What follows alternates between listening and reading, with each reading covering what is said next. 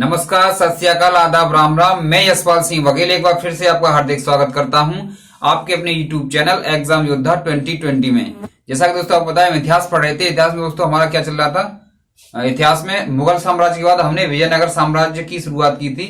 तो अब हम क्या करा रहे हैं? विजयनगर साम्राज्य करा रहे हैं ना। तो अगर विजयनगर साम्राज्य की बात करें तो इसमें पहला पार्ट हमने क्या है करा दिया था। कहां तक करा दिया था? संगम वंश और हमने सुलभ वंश करा दिया था ना, सालुब वंश, संगम वंश और सालुब वंश करा दिया था। और ये भी बता दिया था किसने इसकी स्थापना की थी, है ना, और कहां पर की थी। तो अगर आपने वो वीडियो नहीं देखा है तो उस वीडियो को आप देख सकते हैं। लिंक हमने डिस्क्रिप्शन में दे दिया है, वहां जाकर के आप देख सकते हैं। और भी हमारी जितनी वीडियो हैं, चाहे मैथ की वीडियो हो, चाहे ट्रिक की वीडियो हो, योद्धा ट्रिक हम बनाते हैं जिससे जीके आपका ट्रिक के माध्यम से हो जाएगा, तो आप उसे भी जो है देख सकते हैं। ठीक है, तो अगर आप हमारे चैनल पर नया है तो हमारे चैनल को सब्सक्राइब करें।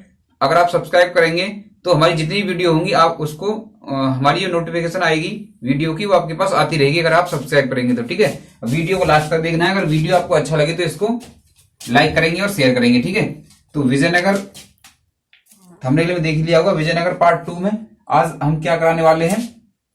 सुलभ वंश, हाँ, सालुब वंश हमारा हो गया था। ठीक है, सालुब वंश में क्या था? जो वीर नरसिंह था उसने क्या किया था? इमादी नरसिंह की हत्या कर दी थी, है ना। वीर नरसिंह ने इमादी नरसिंह की हत्या कर दी थी और तुलुक वंश की स्थापना की थी। तो आज पढ़ेंगे किसके बारे में? तुलुक वंश के बारे में। तुलुक वंश, ठीक है। तुलुक वंश के बारे में बात करें तो इसके संस्थापक की अगर बात करें,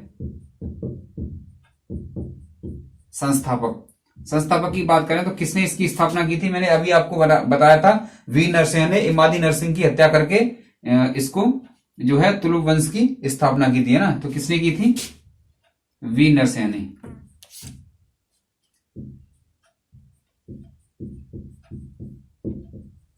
तो संस्थापक कौन हो गया इसका? वीर नरसिंह इसका संस्थापक हो गया, है ना। ठीक है, महत्वपूर्ण शासक की बात करते हैं। इस वंश का जो महत्वपूर्ण शासक था, महत्वपूर्ण शासक, ठीक है, महत्वपूर्ण शासक की बात करें तो महत्वपूर्ण शासक है इसका कृष्णदेव राय। कौन है इसका महत्वपूर्ण शासक? कृष्णदेव राय, है ना। महत्वपूर्ण शासक कौन है इसका? कृष्णदेव राय। तो चलिए,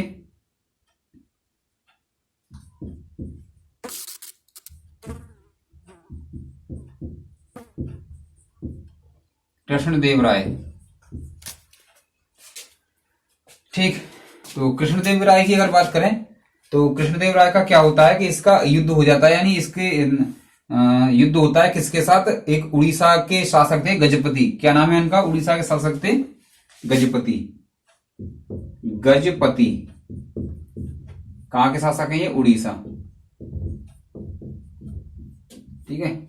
और इसकी बात करें कृष्णदेव राय तो ये कहां पर है? विजयनगर पर, ठीक है, ये विजयनगर पर है ना। दोनों में क्या होता है? युद्ध हो जाता है, ठीक है।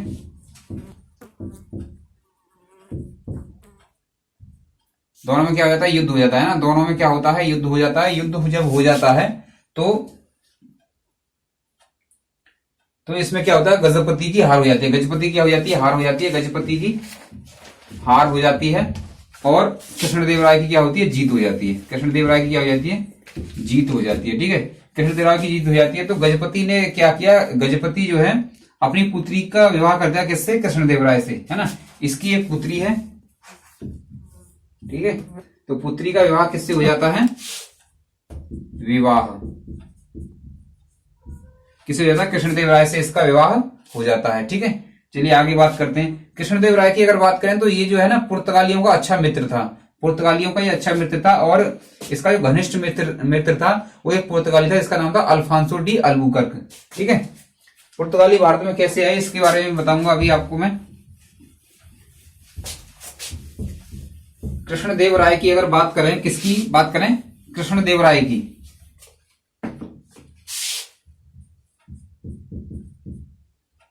कृष्णदेव राय, इसकी बात करें तो ये पुर्तगालियों का अच्छा मित्र था, है ना।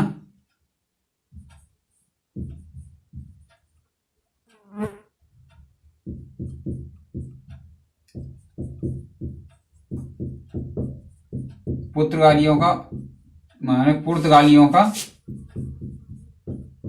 मित्र था, ठीक है। और अगर इसकी बात करें तो इसके अगर घनिष्ठ मित्र की बात करें तो इसका घनिष्ठ मित्र कौन था?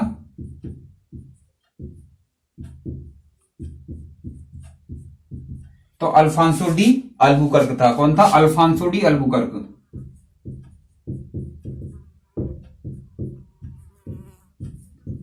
Afonso de Albuquerque.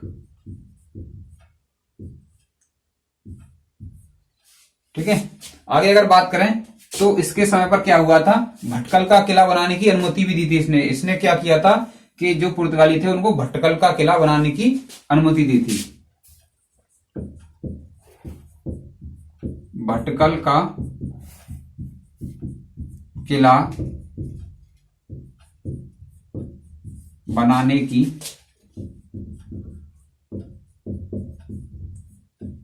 अनुमति प्रदान की। ठीक है। चलिए इसकी आगे बात करें। अल्फांसो डी अल्बुकर्क है, ये क्या है? Afonso de Albuquerque.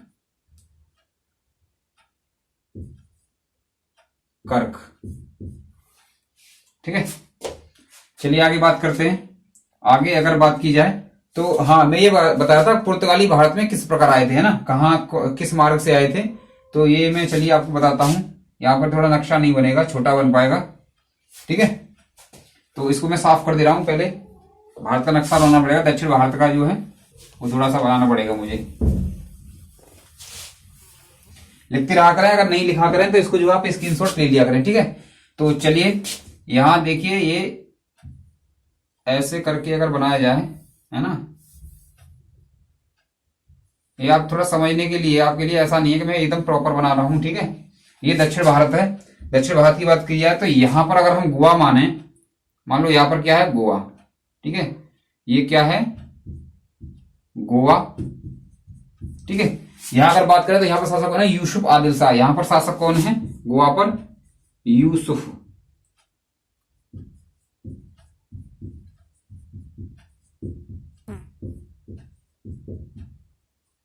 ठीक है। यूसुफ आदिल शाह हो गया। और अगर बात करें यहां पर किसकी, कृष्णदेव राय की, तो यहां पर मान लो विजयनगर है, यहां कृष्णदेव राय है। कौन है यहां पर, कृष्णदेव राय। ठीक है। अगर बात करें किसकी, कि पुर्तगाली भारत में किस प्रकार आए, तो यहां पर है ये आपका केरल और ये कालीकट। क्या यहां पर, कालीकट। कालीकट की बात करें तो यहां पर शासन कौन कर रहा है, जमोरिन यहां का शासक है। कौन है, जमोरिन। ठीक है। हम बात करें वास्को डिगामा आता है, कौन, पुर्तगाली है, एक पुर्तगाली, नाम में ही गाली है ना, पुर्तगाली। तो क्या नाम है इसका, Vasco da Gama. Vasco da Gama. Vasco da Gama घूमते फिरते आता है, यात्री था ये, पुर्तगाली यात्री था ये, है ना, घूमते फिरते आता है। कहां पर आता है ये, कालीकट पे आता है। और जमोरिन ने शानदार जबरदस्त तरीके से इसका स्वागत किया। ठीक है। तो आप इसको ध्यान रखेंगे। वास्को डिगामा भारत कब आया था, 1498 में आया था। कब आया था, 1498। कई बार एग्जाम में प्रश्न पूछा गया है। इतना पूछा गया है कि अब इसको पूछना ही बंद कर दिया है ना, जितने भी बोर्ड हैं इसको पूछना ही बंद कर, क्योंकि हर किसी को मतलब याद रहता है, रटा हुआ सा रहता है कि 1498 वास्को डिगामा कालीकट बंद लगा, है ना। तो ये मैंने आपको बता दिया है। मतलब इतना पूछा गया है क्या पूछना ही बंद कर दिया है इसको, शायद आ जाए। अब वो क्या है कि बहुत सारे सेट बनते हैं, पहले तो इतने सेट नहीं बनते जब ऑफलाइन पेपर होता था, लेकिन अब क्या, अब तो सेट ही बहुत सारे बनाने पड़ते हैं, क्योंकि पता नहीं बेरोजगारी इतनी है। कोई सा फॉर्म निकले 1000 जगह हो तो उसमें कम से कम 20 लाख, है ना। और ये आरआरबी की जितनी भर्ती है सब में 1 करोड़ से ऊपर है, सवा करोड़ के समथिंग है ना। किसी में 1.24 है, 1 करोड़ 24 लाख है, किसी में 1 करोड़ 30 ऐसे हैं आरआरबी की दोनों भर्ती के लिए। जैसे ग्रुप डी और एनटीपीसी अलग अलग बात करें तो कृष्णदेव राय हो गया। अब समस्या यह है कि जो ग्रुप डी में डाल रहा है वही फिर एनटीपीसी में डाल रहा है, वही वो एमपी पुलिस में डाल रहा है, वही बिहार पुलिस में डाल रहा है। मतलब एक ही बच्चा फॉर्म डाल ही रहा है, कहीं भी हो जाए। तो चलिए कृष्णदेव राय के बारे में बात करते हैं। इसके दरबार में अष्टदिग्गज रहते थे। क्यों, कौन रहते थे, अष्टदिग्गज। अष्टदिग्गज की बात करें तो कौन थे वो, विद्वान थे, है ना, 8 विद्वान। दरबार में कौन रहते थे? दरबार में 8 विद्वान रहते थे।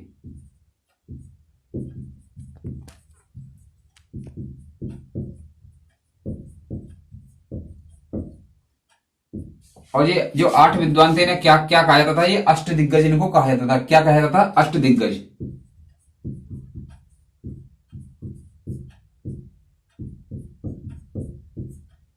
अष्ट दिग्गज जिनको बोला जाता था अष्ट दिग्गज। जैसे अकबर के वो कराए थे ना हमने नवरत्न, उसके ये 9 विद्वान रहते थे, यानी 9 उसके प्रमुख व्यक्ति थे दरबार के, उनको नवरत्न बोलते थे। ऐसे ही कृष्णदेव राय के दरबार में जो 8 विद्वान रहते थे उनको अष्ट दिग्गज बोला जाता था। ठीक है, तो अगर कृष्णदेव राय की बात करें तो ये खुद भी एक क्या था? विद्वान था, और इसने भी जो है ग्रंथ लिखे थे, है ना।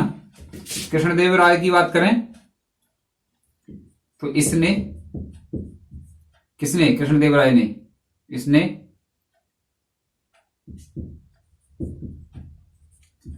निम्न ग्रंथ लिखे।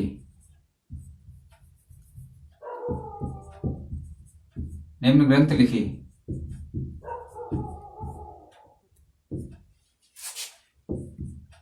हाँ, बड़ा समस्या है। कहीं कभी साउंड सिस्टम, कभी कुत्ते चिल्ला जाते हैं, जब मन करता है इनका कुत्ते चिल्ला जाते हैं। तो इसने क्या है? निम्न ग्रंथ लिखे। और ग्रंथ की बात करें तो कौन कौन से ग्रंथ थे वो मैं इनको बता रहा हूं। ठीक है, पहले का बात करें तो आमुक्त माल्यद। कौन सा है? आमुक्त माल्यद।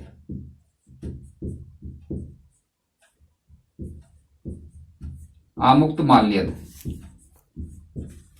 ठीक है, दूसरे की अगर बात करें, दूसरा कौन है? जाम्बवती कल्याणम। जाम्बवती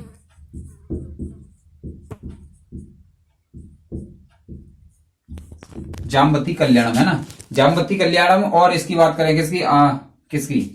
आमुक्त माल्यद की अगर बात करें तो किस भाषा में? ये जो है तेलुगु भाषा में लिखा था। किस में लिखा था? ये तेलुगु भाषा में लिखा गया था।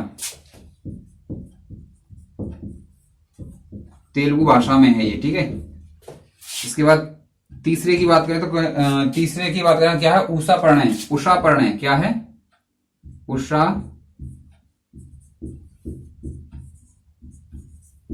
प्रणय क्या है? उषा प्रणय। ठीक है, अगर जाम्बवती कल्याणम और उषा प्रणय की बात करें तो ये किस भाषा में लिखे गए हैं? ये लिखे गए तेलुगु भाषा में। किस में? तेलुगु में तो ये हो गया। ये किस में लिखे? संस्कृत भाषा में।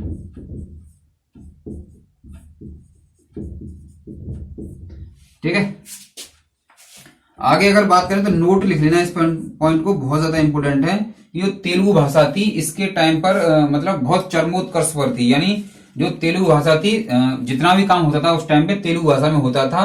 और तेलुगु भाषा जो है, जो कृष्णदेव राय का जो समय था, वो तेलुगु भाषा का स्वर्णिम काल माना जाता है ना।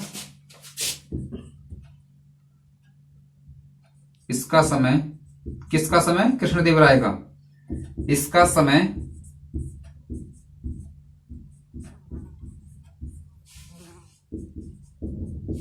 तेलुगु भाषा का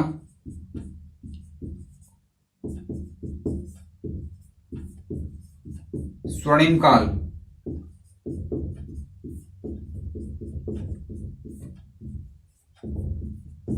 माना जाता है। क्या माना जाता है? स्वर्णिम काल माना जाता है। ठीक है, तो आई होप ये आपके समझ में आ गया होगा। चलिए आगे चलते हैं, इसके निर्माण कार्य की बात करेंगे कि निर्माण कार्य कौन कौन से किए कृष्णदेव राय ने।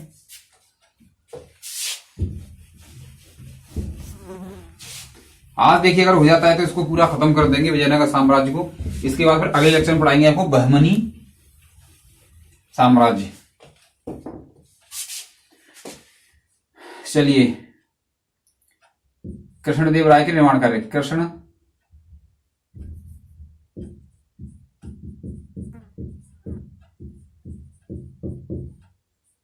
देव राय के निर्माण कार्य। निर्माण कार्य की अगर बात करें इसके, तो इसने क्या? विट्ठलनाथ स्वामी का मंदिर बनवाया था इसने।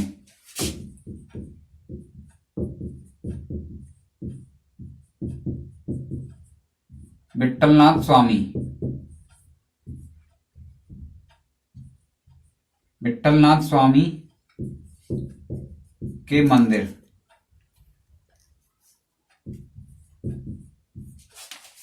मंदिर का निर्माण करवाया।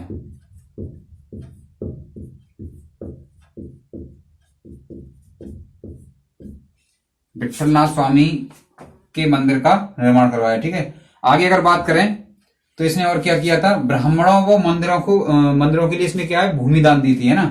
ब्राह्मणों और मंदिरों के लिए क्या है, भूमि दान दी थी इसने।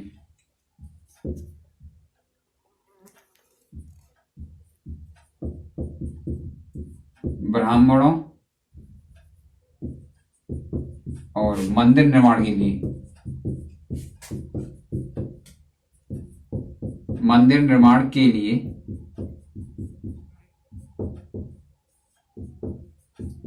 भूमि दान दी। अब ब्राह्मणों को जो भूमि दान दी जाती थी उसको क्या बोलते थे, उसको अगर बात करें तो ब्रह्मदेव बोलते थे, है ना। ब्राह्मणों को जो भूमि दान दी जाती थी उसे क्या बोलते थे, ब्रह्मदेव।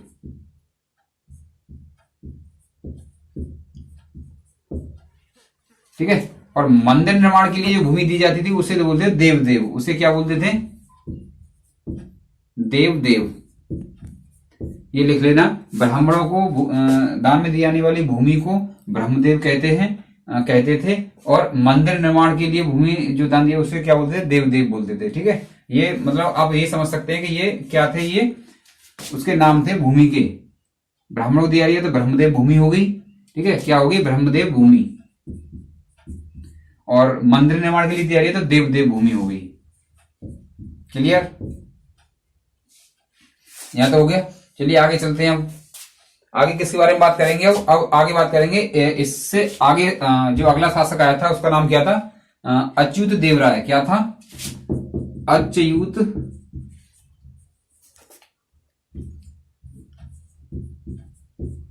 देवराय। इसमें कुछ नहीं, 2 पॉइंट लिखने हैं आपको। पहला लिखना है कि इसका जो राज्याभिषेक हुआ था कहां पर हुआ था, तिरुपति बालाजी में हुआ था। कहां पर हुआ था, तिरुपति बालाजी में करवाया था इसने अपना राज्याभिषेक। तो राज्याभिषेक की बात करें, राज्याभिषेक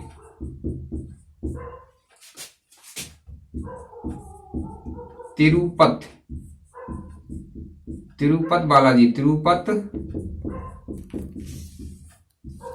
बालाजी में करवाया। कहां पर कराया, तिरुपति बालाजी में करवाया। ठीक है, आगे अगर इसकी बात करें तो इसने क्या है, मंडलेश्वर नाम का एक पद होता था, मतलब अधिकारी की नियुक्ति की थी इसने, शुरुआत की थी किसकी, मंडलेश्वर नाम के एक अधिकारी की।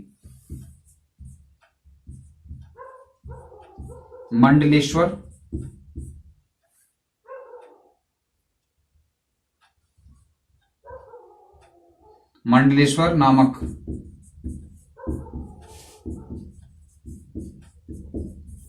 अधिकारी की नियुक्ति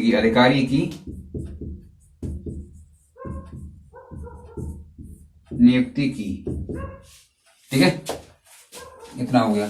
चलिए इसके बाद आगे चलते हैं। इससे इतना ही है इसमें, है ना। तो अगले अगर शासक की बात करें तो वो इसके बाद आते हैं सदाशिव। कौन आता है इसके बाद, सदाशिव। तो सदाशिव के बारे में बात कर लेते हैं, उसमें भी 1-2 पॉइंट है। ठीक है, 1 पॉइंट है उसमें देख लेते हैं सदाशिव के बारे में भी।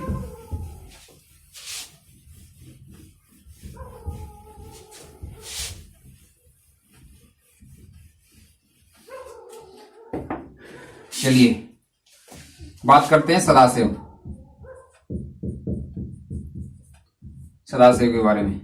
सदाशिव के बारे में अगर बात करी है तो इसका जो शासन चलाता था वो कौन चलाता था, राम राय चलाता था इसका शासक, है ना। इसका जो शासन था उस पर नियंत्रण किसका था, राम राय का। इसके शासन पर राम राय का नियंत्रण था,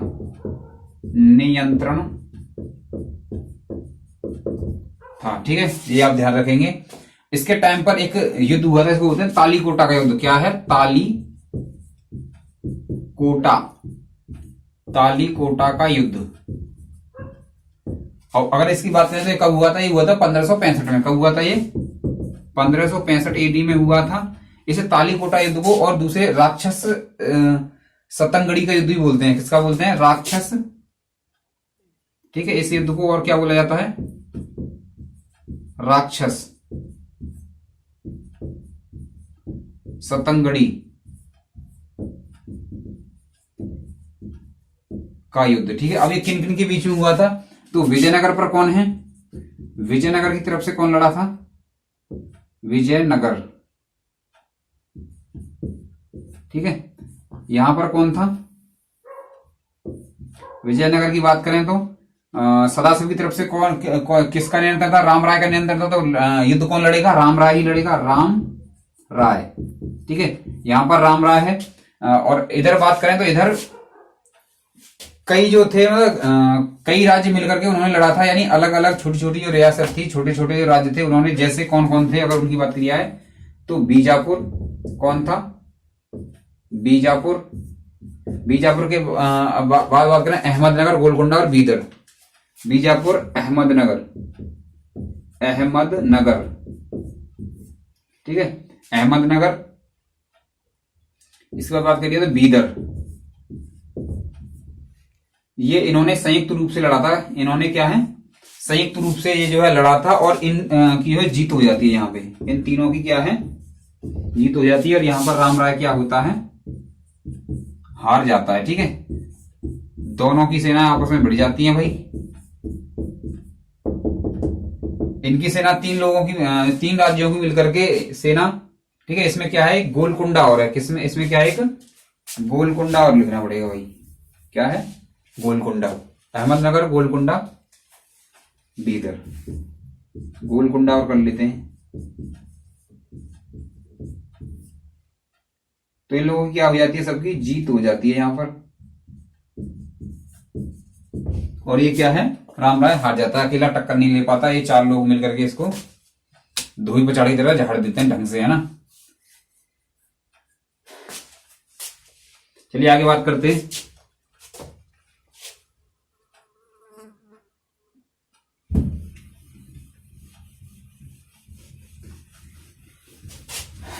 आगे बात करेंगे किसके बारे में? विजयनगर साम्राज्य का जो प्रशासन था उसके बारे में बात करेंगे। किसके बारे में बात करेंगे? प्रशासन। विजयनगर साम्राज्य का प्रशासन किस प्रकार चलता था?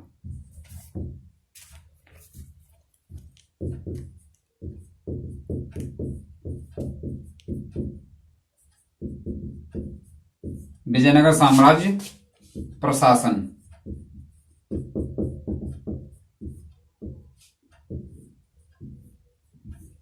ठीक है। प्रशासन की बात करें तो किस प्रकार था ये? इसमें एक राजा होता था, है ना, राजा या शासक होता था, ठीक है। अगर इसकी बात करें तो इसका जो ये जो होता था ये राजतंत्रात्मक तरीके से होता था और वंशानुगत होता था। ये क्या था? ये वंशानुगत था, वंशानुगत होता था। बात करते हैं इसकी एक मंत्री परिषद होती थी, है ना। क्या होती थी? इसकी एक मंत्री परिषद होती थी।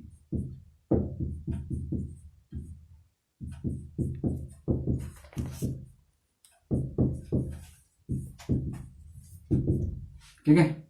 आगे अगर बात करें तो इसके प्रांतीय प्रशासन की बात करते हैं। किसकी? प्रांतीय प्रशासन में क्या क्या कौन कौन से पद होते थे? प्रांतीय प्रशासन, जितना पूछा जाता है उतना ही कराया जाएगा, है ना। ऐसा नहीं कि कुछ भी लिखवा दिया, ऐसे तो बहुत सारा हो जाएगा फिर, ठीक है। जितना पूछा गया है अब तक या पूछा जा सकता है, उम्मीद है जिसकी पूछे जाने की, ठीक है। तो चलिए आगे बात करते हैं।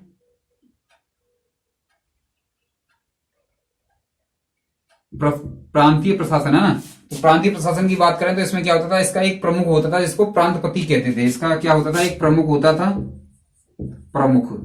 प्रमुख की बात करें तो उसको क्या कहते थे? प्रमुख होता था।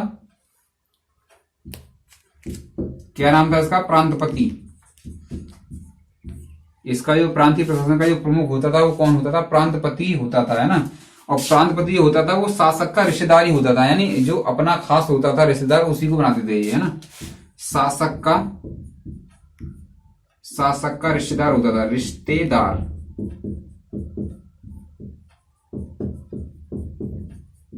होता था, ठीक है। अगर इसकी पावर की बात करें तो इसकी पावर वही होती है जैसे आज के टाइम पर ना मुख्यमंत्री की पावर होती है एक प्रांत में, इतनी ही इसकी पावर होती थी, ठीक है। अगर बात करें तो ये क्या? ये भूमिदान दे सकता था। ये क्या था? ये क्या करता था? ये भूमिदान दे सकता था और सिक्के चलाने का भी इसको अधिकार था। तो ये भूमिदान दे सकता था, भूमि दान दे सकता था, और इसको सिक्के चलाने का भी अधिकार था। किसका? सिक्के चलाने का भी इसको अधिकार था, है ना। सिक्के चलाने का अधिकार था। ठीक है, चलिए आगे बात करते हैं। इसका जो समाज था वो विभाजन नहीं मिलता। इसका ऐसा नहीं कि अलग अलग समाज में ऐसे ब्राह्मण होते थे या क्षत्रिय वैश्य शूद्र ऐसे होते, इस प्रकार नहीं था। लेकिन ब्राह्मण थे उस टाइम पे, है ना। ब्राह्मण थे, और ब्राह्मण जो थे वो प्रशासनिक कार्य करते थे। ठीक है, बाकी अपना जो भी व्यापार करते थे उसी के अनुसार थे वो, लेकिन समाज जो था उसका विभाजन नहीं मिलता यहां पर। तो आप इसमें लिखेंगे जो समाज होता था, समाज का विभाजन नहीं मिलता।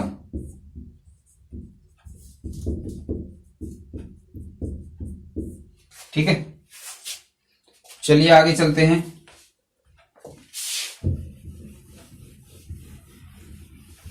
वीडियो आपको लास्ट तक देखना है ना, तभी आपको समझ में आएगा किस प्रकार का प्रशासन था विजयनगर साम्राज्य में, तभी आपको फायदा होगा। ऐसे नहीं 5 मिनट देख लिया फिर चले गए छोड़ के, फिर 5 मिनट देख लिया ना, एक साथ देखा करें। तो चलिए आगे बात करते हैं। आगे अगर बात की जाए तो किसके बारे में क्या बताया था मैंने अभी आपको, कि जो समाज था उसका विभाजन नहीं मिलता, और जो ब्राह्मण होते थे वो किसका प्रशासनिक कार्य करते थे, है ना। जो ब्राह्मण होते थे, ब्राह्मण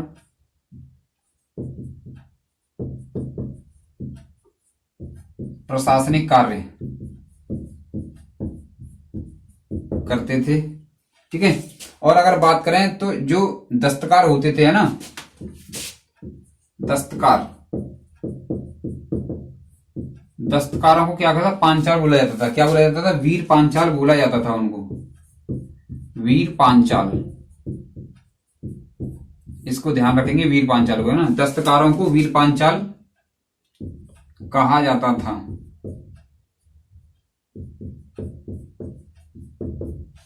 वीर पांचाल कहा जाता था। ठीक है, इसके बाद बात करें तो जो गुलाम होते थे ना, उनका भी व्यापार होता था उस टाइम पे। गुलाम कितने चाहिए? 5 गुलाम चाहिए काम के लिए, तो 5 गुलाम खरीद लो मार्केट में जाकर के।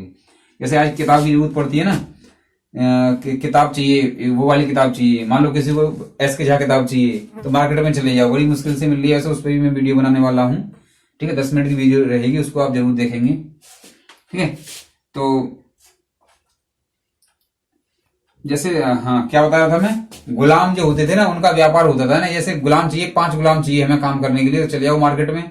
ठीक है, और उनकी कीमत दो और वहां से उठा लाओ गुलाम को। तो जो गुलाम होते थे, गुलाम का व्यापार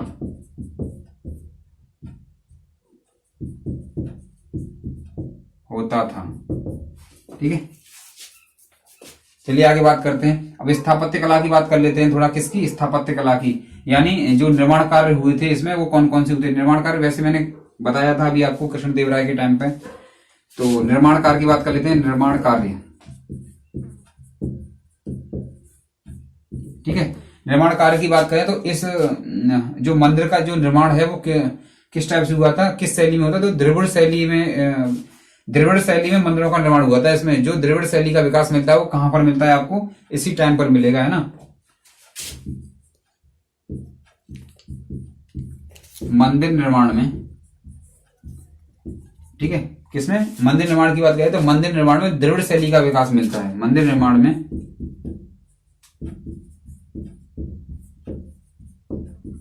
द्रविड़ शैली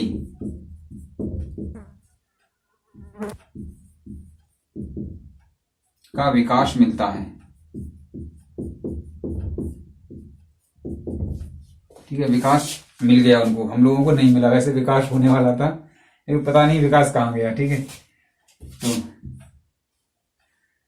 चलिए, तो मंदिर निर्माण में द्रविड़ शैली का विकास मिलता है। ठीक है, आगे बात करें तो मंदिर विठलनाथ स्वामी का मंदिर बताया था मैंने, अभी बताया था। क्या किसका निर्माण मिला है? विठलनाथ स्वामी का मंदिर निर्माण करवाया किसने? कृष्णदेव राय ने, है ना।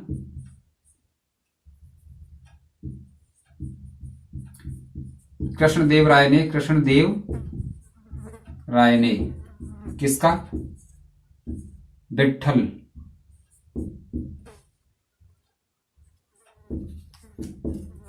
नाथ स्वामी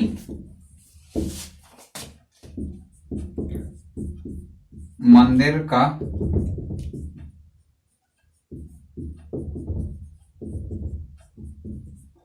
निर्माण कराया ना। एक मंदिर और बना था इसी टाइम पे, वो क्या होता है, देवराय द्वितीय ने बनवाया था। किसने? देवराय द्वितीय ने। हालांकि ये देवराय द्वितीय पहले था, है ना, संगम वंश में था तो इसने पहले बनवाया था, लेकिन ये पहले लिख दिया, कोई बात नहीं। बस आपको ये ध्यान रखना है, क्या बताया था हमें, देवराय, है ना,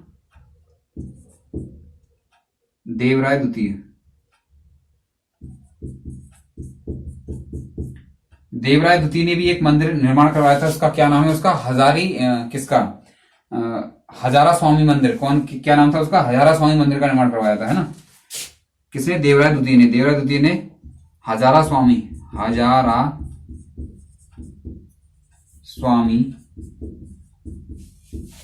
मंदिर का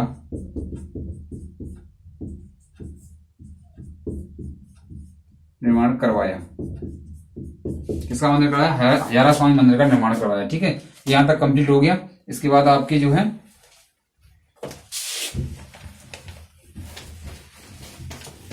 थोड़ा सा और रह गया 2 मिनट का।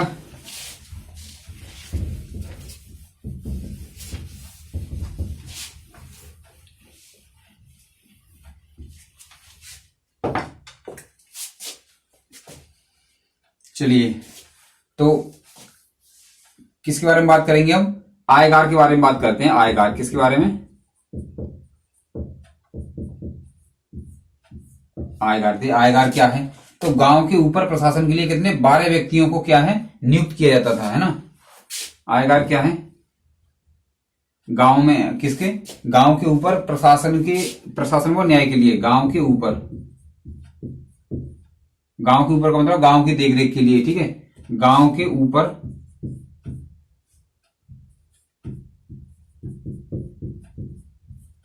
प्रशासन के लिए, किसके लिए? प्रशासन के लिए और न्याय के लिए, प्रशासन व न्याय के लिए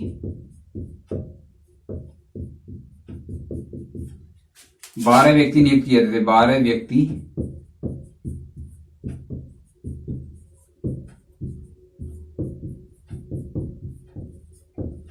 नियुक्त किए जाते थे। कितने किए जाते थे? 12 व्यक्ति नियुक्त किए जाते थे। ठीक है, और ये जो आयगार होते थे, ये क्या है, वंशानुगत पद होता था। ये क्या होता था? वंशानुगत होता था।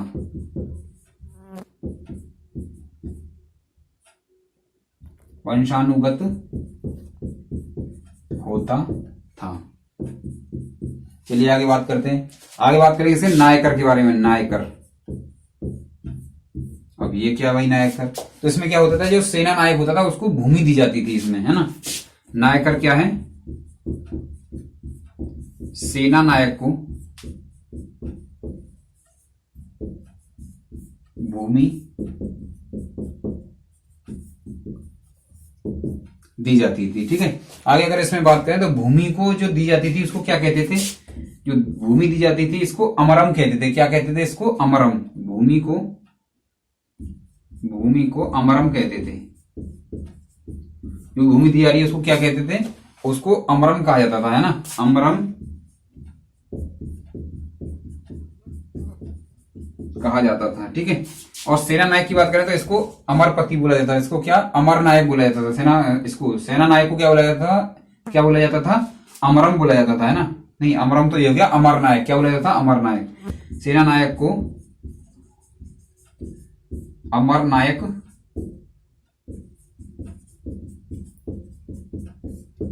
बोला जाता था। ठीक है, ये हो गया गांव के ऊपर 12 गांव के ऊपर प्रशासन व न्याय के लिए 12 व्यक्ति नियुक्त किए जाते थे। और ये जो आयगार होता था ये वंशानुगत होता था। ठीक है, नायकर की बात करें, सेना नायक को भूमि जो दी जाती थी उसको बोलते थे। ठीक है, सेना नायकर क्या था? सेना नायक को भूमि दी जाती थी उसको नायकर बोलते थे। ठीक है, और जो भूमि थी उसको क्या बोलता? अमरम कहा जाता था। और सेना नायक क्या कहा जाता था? अमर नायक कहा जाता था। ठीक है, तो कहा जाता था। ठीक है, तो ये आई होप आपके समझ में आ गया हो गया। विजयनगर यहाँ पर हमारा कंप्लीट होता है। इसके बाद कराएंगे बहमनी साम्राज्य के बारे में। कितने शासक हुए, किस प्रकार से बहमनी साम्राज्य जो है बना, उसके बारे में चर्चा कर लेंगे हम अगले लेक्चर में।